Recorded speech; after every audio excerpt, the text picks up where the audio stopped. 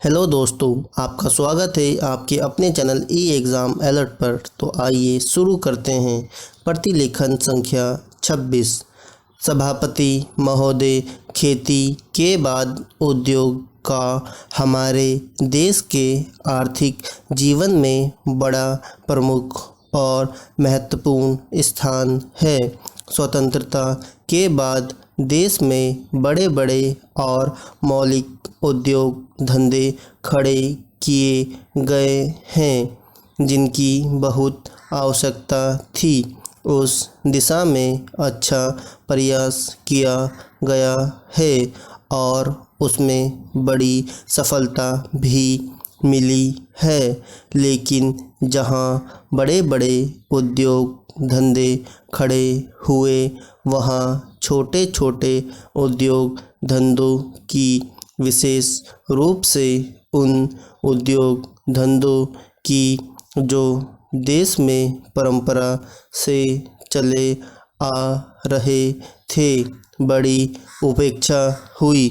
बहुत से उद्योग धंधे अपने पुराने ढंग से चले आ रहे हैं, उनमें कोई नया परिवर्तन नहीं लाया जा सकता है, उनका कोई विकास नहीं हो सकता है।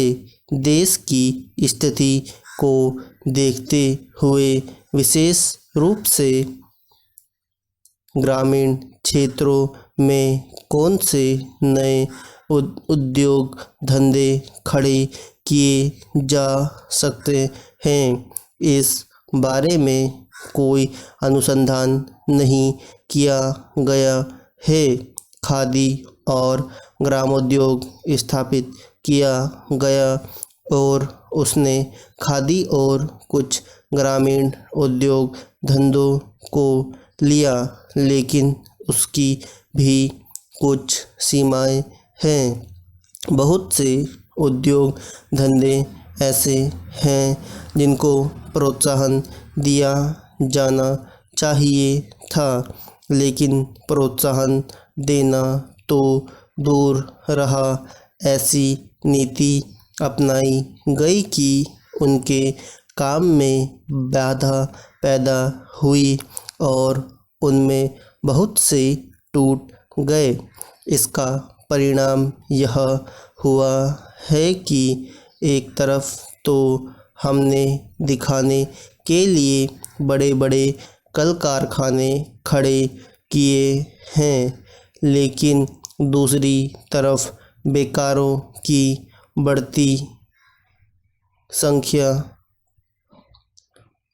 संख्या बढ़ती गई है। आज यह समस्या एक भीषण रूप में हमारे सामने आई है।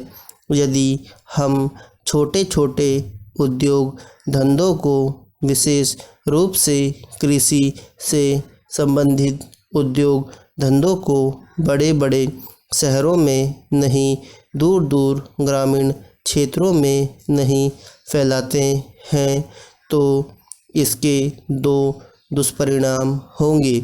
एक तो उद्योगों का केंद्रीकरण होगा, दूसरा शहरों की जनसंख्या बढ़ेगी, जिससे अनेक जटिल समस्याएं पैदा होंगी।